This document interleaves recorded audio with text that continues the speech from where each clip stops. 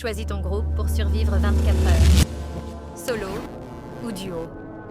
Si vous avez choisi duo, taguez votre ami en commentaire et abonnez-vous pour survivre. Vous avez choisi solo, alors vous serez enfermé dans un hôpital abandonné, encore éclairé par des néons froids qui ne s'éteignent jamais complètement. Les couloirs sont interminables, propres mais usés, et les pièces semblent figées dans le temps.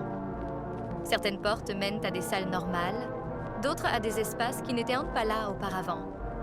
Le lieu est silencieux, oppressant, et donne l'impression d'être observé sans jamais montrer quoi que ce soit.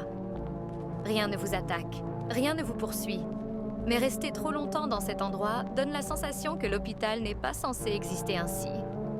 Si vous avez choisi duo, vous serez envoyé dans un parking souterrain abandonné dont l'existence même est entourée de rumeurs.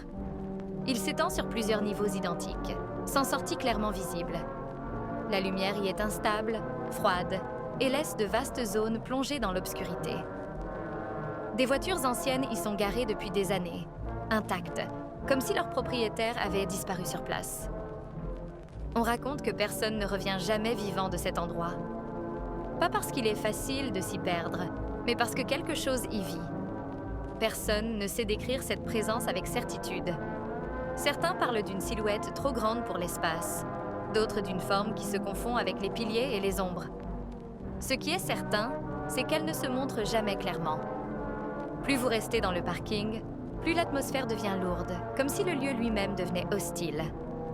Par moments, vous avez l'impression d'être observé depuis le fond de l'obscurité, sans jamais distinguer quoi que ce soit de précis. Ceux qui disent avoir aperçu la créature, même de loin, affirment que le parking a changé immédiatement après, comme si l'endroit n'avait jamais eu l'intention de vous laisser repartir.